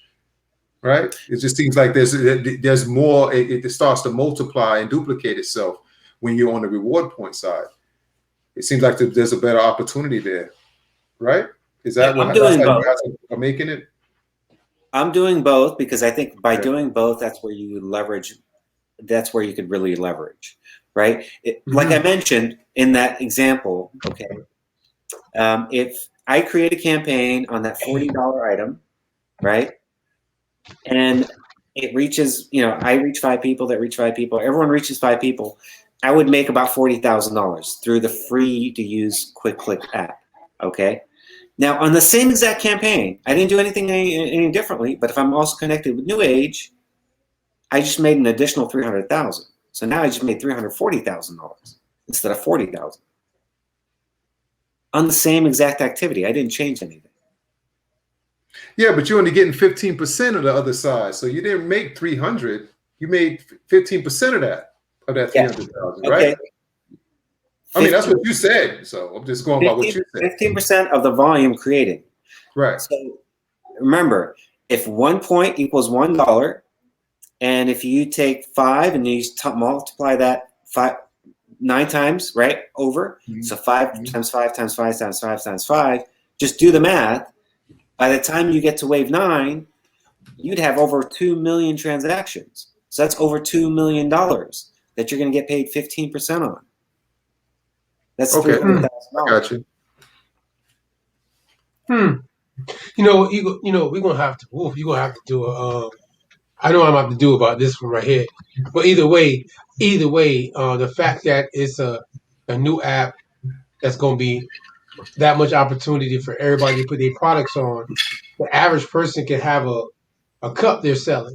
You know what I'm saying? And make it network marketing for them without having to build and manage a whole app or a website by themselves. It's changing the way people can tap in and get people from their families and other places to share and buy into the product that they're trying to promote. If you're a person selling a product. Now, if you're not selling a product, it will make it easier for me to support somebody like Money Corner if he had a product and he had it on the network. And I said, you know what? I'm going to support him. I'm going to buy this product. And now I'm sharing it because I bought the product in that network and then somebody else bought the product. And now I'm making money by sharing his product. It should make us be peers. Yeah, it's win-win. It should make us kind of work together, right? It's win-win-win. Everyone's winning, right? I mean, you help me. We're all working together. It gives you an incentive to share somebody else's stuff. That's what I liked about it the most. I'm sorry, Roger. No. I just wanted to make sure I said that. Like, that's what I liked about the principle, and it was cool that Money Corner tonight had his topic, and I felt like it was like he didn't know that I had you coming on. Obviously, as a special guest. You know what I'm saying? He does Money Corner every Sunday, 9 to 9:30, dealing with economic topics and things that our community needs to really focus on, things like that, economics, the Money Corner. But I always try to find different opportunities for the community that I think might be able to push us, there's something that can give us outside the box thinking. You know what I'm saying? Instead of just the random. That makes sense, y'all? Absolutely. Feel me? I'm trying to always, when I be in it, and I hear something, be like, that's something that an average person, anybody got. And my mama can share. Everybody buy toilet paper. Let's say that we opened up a company, we were gonna sell toilet paper. See what I'm saying? And now we're gonna say we're gonna mark it up this way. And now in our community, everybody buy this toilet paper. Everybody use this link. So when I buy it, now and I'm sharing it to you. You buy it. Now you share it to Kofi. Kofi share, you know what I'm saying? And everybody's making money off of buying a product that they use anyway. I know. You got Bit Refill. I just like that These are the projects that I heard about. Bit Refill, that's similar. You got Lolly. I don't know if you heard about Lolly. You should have, because most people know their competition. You got the Fold app, and then you got Bitcoin rewards, and then you also got crypto cashback card. And those are just projects that they're not necessarily tied to a particular coin. or particular, they're not the development team that are actually developing their own blockchain or anything like that. They're actually building maybe on top of another blockchain, but they're doing something very similar. They have something similar to what you had, and plus a whole bunch of other projects that actually they tokenize everything, and they're getting a lot of funding. They're going through some seed rounds right now. Have you actually looked into getting, are you in a seed round right now? Any venture or angel investors, anything like that? No, I don't even. So the go company's into that, pretty much ready to go. I mean, Okay. like I mentioned, the company's sitting on a bunch of money. Okay. They're traded on the NASDAQ. They're not looking for financing or funding. They're just making sure, they just want to make sure when it launches, it doesn't break, because you know, as you know, with technology, I mean, there's lots of, you know, technology is technology. It is what it is. We know that, P. But this is actually, it sounds so similar to things that you've heard, but it's very different than anything else out there. This is very, very unique. Like I mentioned, it's got 27 patents on it.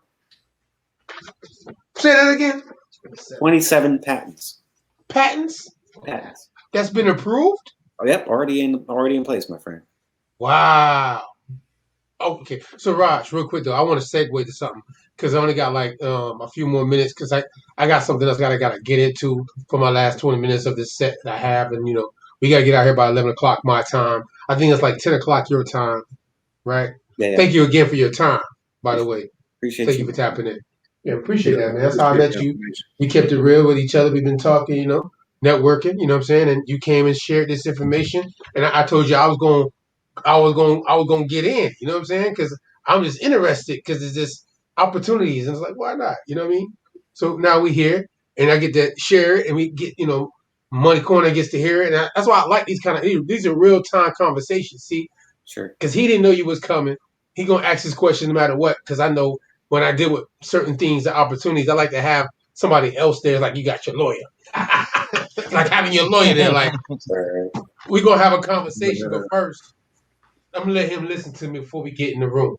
Wait a second. That's how I treated that. You know, but no, for he ain't like that. That's my family right there. But he going to always ask his own questions, though, just off that right there, you know. But there's another product that you have outside of everything you just talked about with Quick Click and New Age. You know what I'm saying? And I have the link.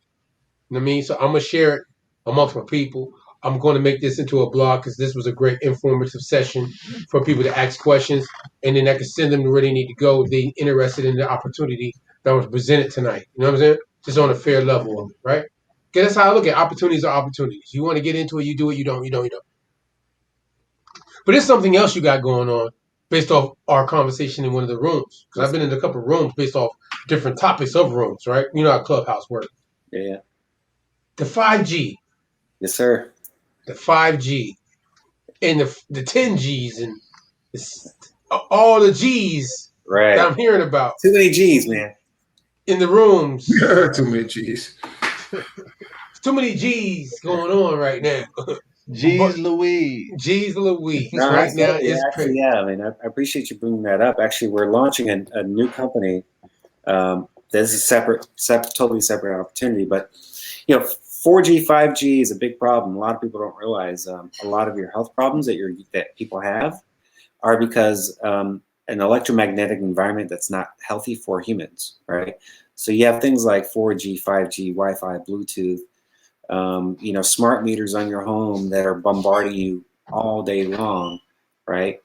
And these can cause problems, like some of the problems that people might experience, you know, things like they don't sleep right, they're waking up tired, whatever it is, right? So they have a hard time sleeping, headaches.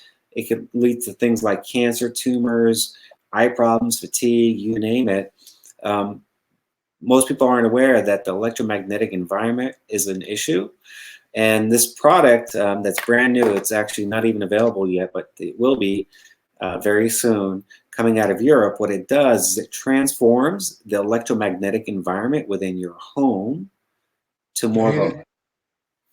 Say that again. It converts your electromagnetic environment to more of a bio-friendly environment in your home. So it cleans up all the noise, all the crazy, incoherent frequencies going through your house, cleans them all up, cleans up the signals, and puts out a bio-friendly field. It creates a cocoon, if you will, in your home that protects you and your family electromagnetically.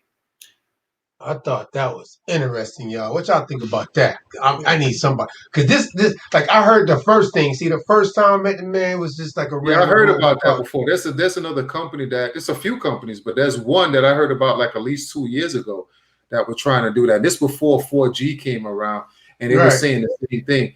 That's why they urge you to turn your phones off and take the data off and the Wi-Fi off when you go to sleep, so you can start to get into a REM. You can't get into that deep REM when you have those things on. Plus, we have the Wi-Fi with the routers that are running 24/7, and those are radio frequencies. Yeah, But they run through they the house. actually did the same thing. It's other companies that are doing something similar. It Yeah, doesn't I mean, mean that other people. It doesn't mean other people can't get into the space like anything else. If you come in, you exactly. invent a better will. You invent a better will. You know, it depends That's what it is. If you what I said earlier, Cole. What I said earlier about the will. I said if the will is the will, if you you got to invent dress the will. a better wrench, you invent a better wrench. You know what I mean? Right. So it's like The wrench. it's still open. It's still open. It's still open. That industry is still wide open. So, Rajat, what's the name of the company and the product that you have right now? That's called Centropics, and they have actually one for the home, and they have one for your person, so you could wear it, and that creates a bubble around you. So there's one for your home, there's one for your person. But these are active devices. They're not like just stickers or whatever. They're hardcore bona fide technology that have massive studies behind them and research, and have been compared to all kinds of other devices. I mean, they've been around for a little bit and in Europe, but they're coming to the US. Question. Bring that back. I have to rewind just so I can make sure I have to clarify what I just heard. I know because I've heard you say this before about a machine. There's a machine that's that goes for the house. But did you just say there was something that goes around your neck? Yeah, you can wear it like a pendant, and it creates an active bubble around you, so it strengthens your auric field. Woo! Wait a second. Bring that back. So what is it made of again that you're putting around your neck that's going to give you this aural force field to keep these waves not interrupting with your natural organic field that you walk in? Can you please? Sure. So it's actually a little computer, and it's got 2 Tesla coils. Computer? Yeah. Okay. But like a little motherboard, right? It's putting out a field. It's actually putting out a field itself, but it's putting out a bio-friendly field.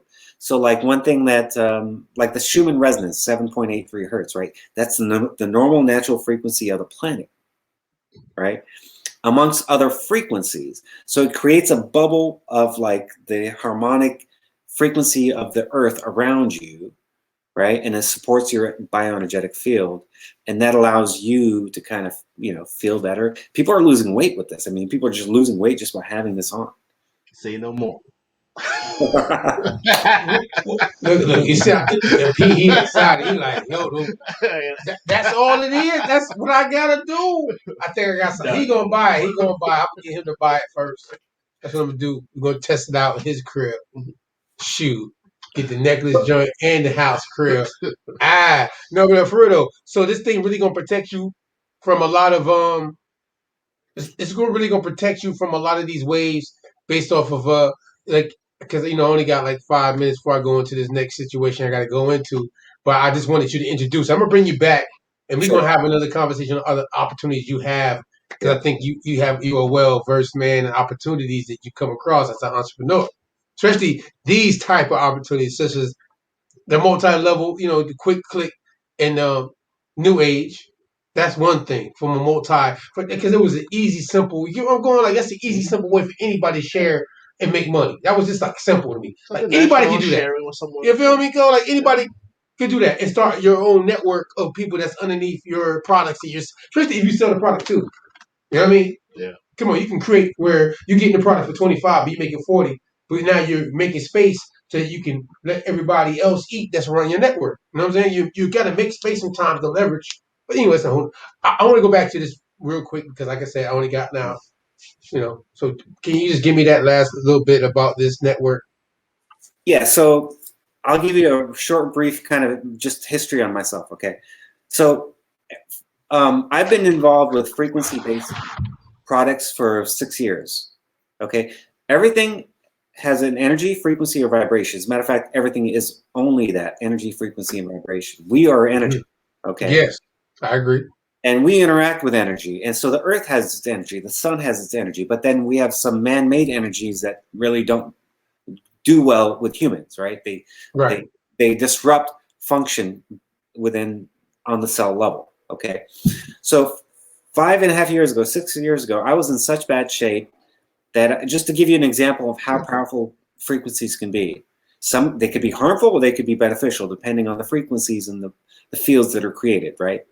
So I had a lump on my lymph node, right armpit, nickel size. I was getting chest pain, tingling numbness in my arm. I had a blood clot in my leg, moving up my leg, panic attacks, all kinds of stuff. I came across a frequency device that I started using and I eventually bought. After I bought that device, within 5 days, my lump, which had been there for 4 months, disappeared. The foggy brain, the chronic fatigue, the blood clot in my leg went away. No more panic attacks, anxiety. I had tons of energy. I felt 20 years younger, okay? That is how powerful frequencies are and can be. And so a lot of people just don't realize that these types of things are available. And now with 4G, 5G, and all this other stuff that's happening on the planet, right? You want to be able to protect yourself from the negative frequencies by supporting your body with like your normal, natural frequencies that are bio-friendly. I agree. What you think about that, Coach? You know, you got to agree. What you think about that? I know that It definitely sounds very interesting. You know what I'm saying? I never came across it, but it sounds like something that could definitely be beneficial. You know what I'm saying? For the household. Yeah, Like, definitely. Because everybody got Mac phones. Everybody got the microwave. You got, you know what I mean? I'm just thinking about when he said it to me. The first thing I thought about, like how you always used to tell me, because you be on your, you really be, you know what I'm saying? You more better than me when it comes to health, healthy way of living. You know what I'm saying? I'm front. You know what I'm saying? I still eat. I want some lemon pepper wings right now. You know what I'm saying? Like I still eat conch and shrimp, and you know what I'm saying? I still got bad food habits. Yeah. But still, in reality, though, because we know where it is. Each one teach one. This situation right here, though, is an opportunity I feel that people can get in their household, especially in the day and time where things aren't going organically. They're going actually still on the balance, maybe with your health. You might eat a certain way organically, but your household is still more technology driven. And more people are in their home now. Right, and now you're sitting in your house all day with these waves sitting in the house. Yeah. Then you're eating processed food too. That's just a whole nother situation. So this product that you just brought up, can you tell me the name of this product real quick? Because I'm gonna tap in on that with you too. I'm the really name interested in that. Is Centropics. Centropics. Say that one more time, please. Centropics. How you spell it? CENTROPIX. Is that a website.com? Well, they haven't officially launched the website, so all there is a video. But they can get with you or myself to learn more. They'll be launching in the next 2 weeks here. 2 to 3. Okay. And by the way, I want to mention the products, the 2 products that we're marketing there. One of them is called the Cocoon. That's the one for your home, and then the other one's called the Bubble, and that's for your body. By the way, there is also a card, and it has 24 karat gold on there, and each program, right? When you plug it in, will do different things. There's actually a card for food, and it'll help your food preserve 2 to 3 times longer. So like your fruits and vegetables won't spoil as quickly. 2 to 3 times. You hear that? Yeah, I need that. You hear that? All right, look, we're gonna talk. I'm gonna bring you back for that one. Hey, Roger, what's that on you? What's that bracelet on your arm? Is that one of your devices there? Yeah, I was doing a session. That's a microcurrent frequency device. Okay, all right, cool. I've been in the frequency device world for about 6 years now, almost. You know about Delbert Blair, right? Who? Delbert Blair? Dr. Delbert Blair? No. Dr. Delbert Blair. He died. I heard of Dr. Delbert Blair. He was the one to do with like orgone energy with the pyramids and frequencies, and That's how I learned about frequencies. Like he's the first person I was following YouTube talking about, frequencies and wearing certain things and putting things on the back of the phones that, so that's why when I heard you speak about it, how I met you, when you mentioned that as well, I was real interested into it. And I just wanted you to mention it tonight. And I'm gonna bring you back to talk about that again. See, See, I got a little something right there too, but what is that? What is that? It's supposed to like help with protection there. But look, this is like just a little sticker you put on your phone. Right. What I'm talking about, these are like active devices. They're actually actively putting out a field and a frequency. Like I said, I'm tapping in with you. We're gonna talk to see a tolerance party. We like things like that. We're gonna be like, I like to implement, especially when we know. I ain't gonna go into that right now with you right now live. We're gonna, like I said, I brought you for one thing, but bring you back for that one. I mean that. Keep my word. Keep my word. Thank you for for spending some time with us, man. Quick click. You know what I'm saying? New age. That is what I have to link to. You know what I'm saying? Thanks to Raja. By the way, have I been saying your name right before I let you leave? Because we've been in the room and I know we get along, but I be messing up people's names, brother. I apologize. It's all good, man. It's Rajai or Raj, but yeah, man, my name gets Raj. I've been calling him Raj the whole time, though. This is how I talk. Am I lying, Raj? See, let me just say, am I lying? Rajai. No, but I've been saying Raj the whole time, knowing that I might mess up the whole We name. know you, man. So I'm like, yo, Raj. Like Yeah. that's how I knew he was cool because he stressed me about that. Like he was like, all right, Raj, you get it, So either way, appreciate you, man. Thank you for coming on with us tonight. Vibe. All right, peace out. Peace and love, man. All right. Yo, again, I'm gonna share this link out. Everybody tap in. You can go back to this episode. We're gonna link it with all the information, subtitles, so you can go back and listen to this episode and be able to tap into the information. And also, we'll set up some clubhouse rooms where if you want to tap into it, he can break it down and ask answers and questions. Because what we did the other day on a freestyle note, and people actually asked to tap in, like, I want the link. So we were like, all right. I had to get on my toes and get the link. You know what I'm saying? Because Raj was like, Mac's gonna have the link, and I'm like, shoot, well, yeah, since you put me on the spot, yeah, we get the link. So we're here in the game. So we're in the game now, and we're gonna make some things happen. I appreciate the opportunity. Raj, man, once again, I'll see you soon. Peace and love, man. All right, brother. Appreciate it. Take care. Thank you. All right. We're gonna come right back and Tom's Party Music Media Lounge. Again, you see Raja, New Age, Quick Click, opportunities. You know what I'm saying? I try to always bring opportunities. But you know what I got to do real quick before I leave, for the misters and missuses out there. You heard me, Cole? Mm-hmm. Can I get the full page real quick? Can I get the full screen before we leave out here? I only got a few minutes for this. I only can save the cultural and historical things that I also learned on Clubhouse and the conversations and networks. Not only do we get on there and talk about business opportunities like that, I've met some great people, I ain't gonna lie, but we also talk about these things too in certain rooms. It's all about the title, what you into, right? You know what I mean, right? Go ahead. You see that's how it working? Mm-hmm. By the way, nobody told me this. I'm the first one to tell them this. For the record. Because it seemed to be a big debate about Mr. and Mrs. and titles of nobility. And I want to get past cliche shit. You feel where I'm coming from? If you don't, you're going to dig it tonight. This is the documentation for it. So, first, this conversation and why I brought this document up and how I brought it up to MAR, like Mars, just Mardo. I brought it up because of certain conversations I've been hearing when I do be tapping in on the historical side of the app and people having conversations about, certain aspects of people's titles of nobility. Man, that making me hungry. Get some chips. Thank you.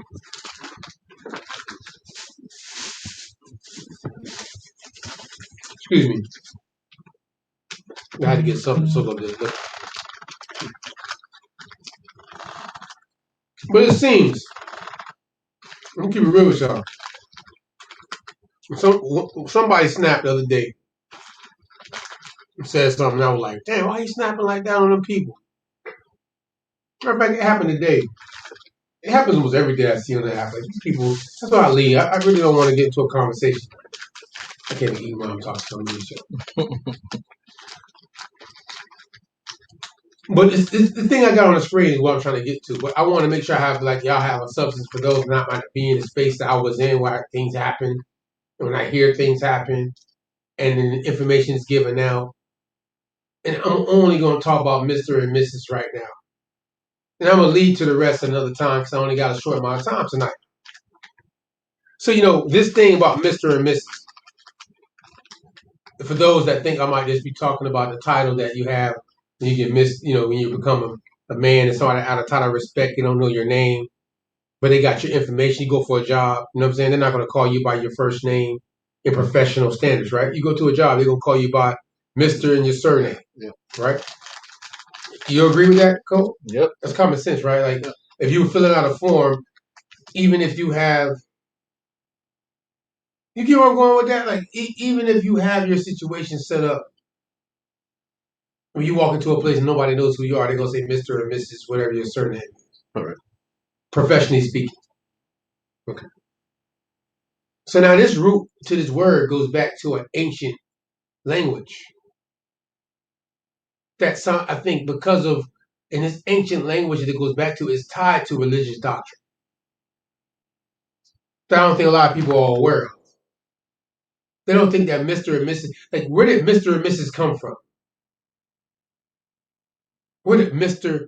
and Mrs., the titles that you put in front of a surname, come from? You ever thought about that? Never thought about it. I mostly thought it was for the missus to say that you're married to so and so. That's Right. I always saw it. I didn't know it had that much deeper meaning. But you have a Miss MISS, right? Yeah, or a single woman, right? Yeah. But the MRS for Mrs. is the same as MR. It's just the S on the end that makes it feminine. Correct. That makes sense? Yeah. Mm-hmm. So if if a man is married to a woman, so the woman becomes part of the man. Right. So a binding. Mrs. And they together now, right? Yeah. And ain't that something? Mm-hmm. And in that process, if you find out that when the MRs come together, masculine and feminine, you would create a family foundation, and then you're able to bind together and create an actual legacy that is going to have a sense of nobility if you know how to handle your business accordingly.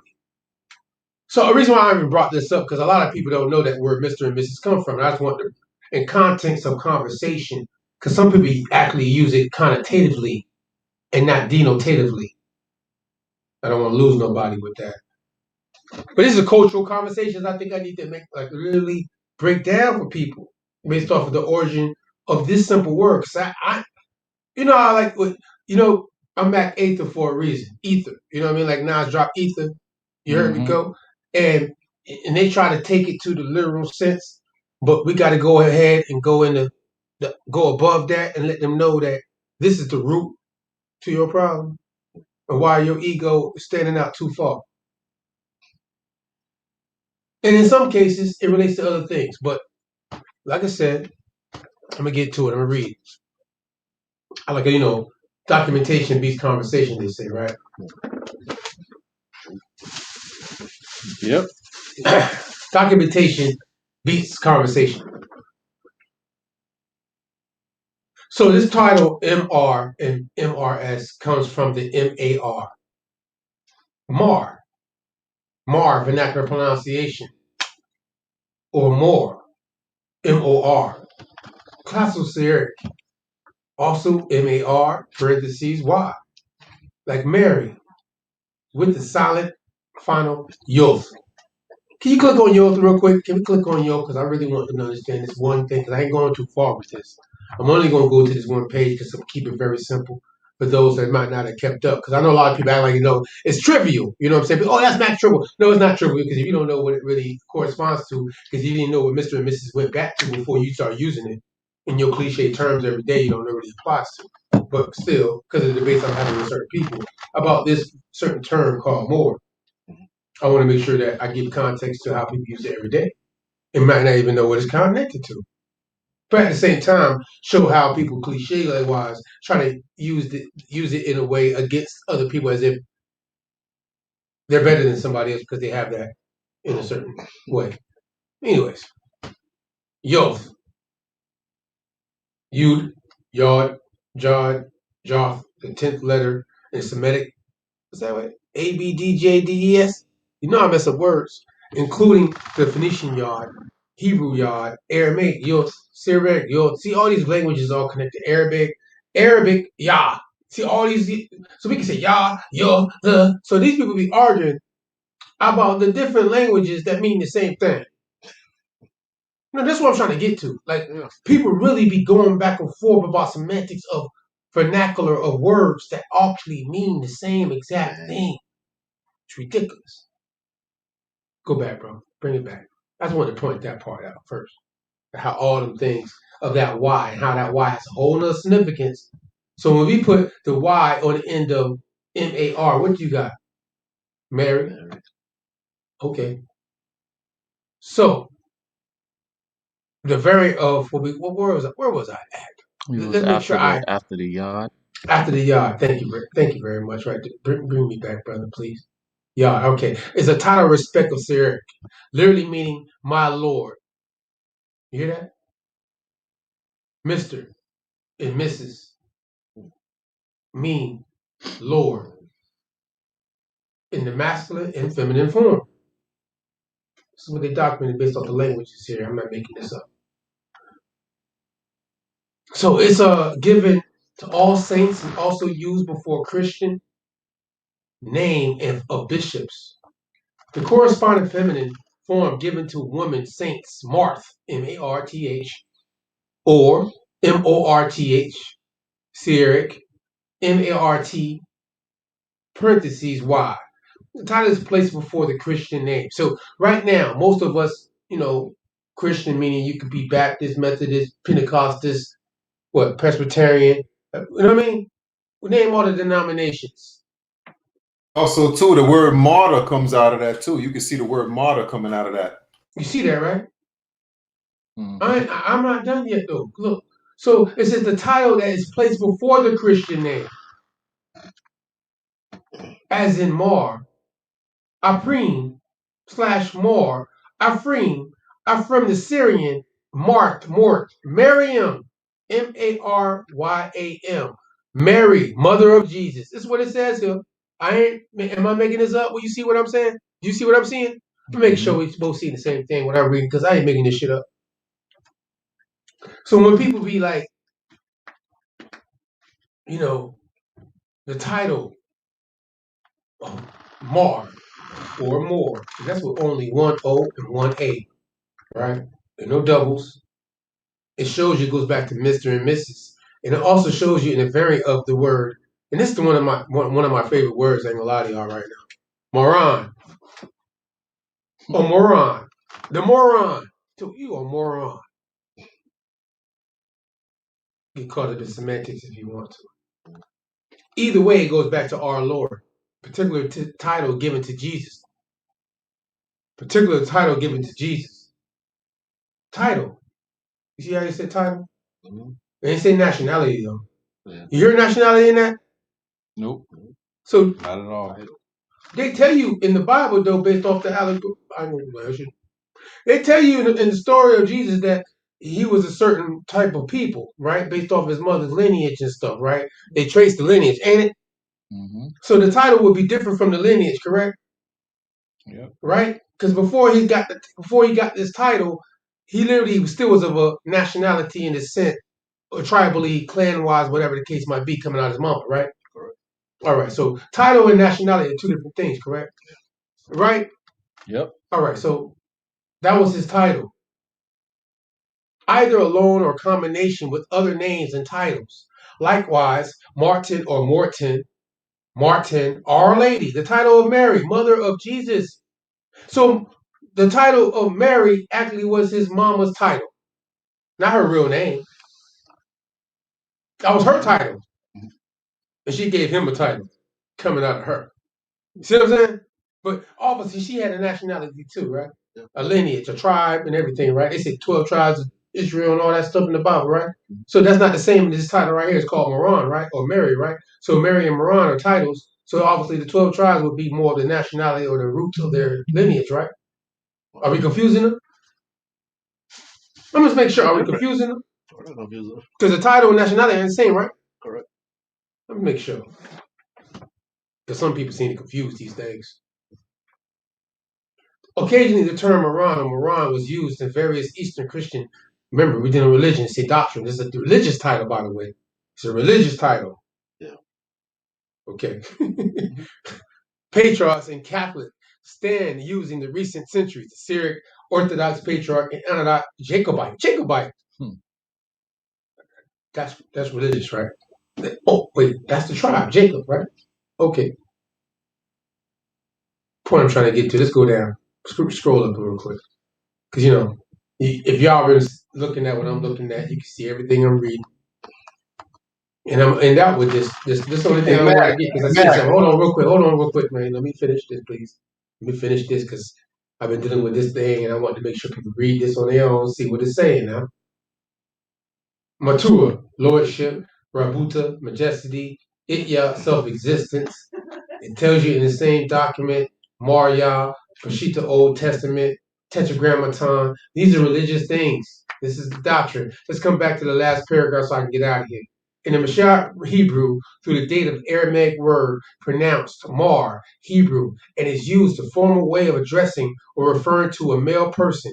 In a drama, or how you pronounce that word? Tabyo, Tabmoya? I'm going to say Tamoy. Tab-yomi. Tap Yomi. I'm gonna say that. Tap Yomi. TB. I'm gonna make sure I spell it for y'all that's listening. Tabyomi is sometimes referred to as Mar. Mar also is a title of Elixir, leader of the Jewish diaspora religion community in Babylon, with Aramaic-speaking Jews sharing cultural attributes to Syriac Christians in modern Hebrew. Of the contemporary Israel, Mar is used with distinction for any male person like Mr. You see the key word right there?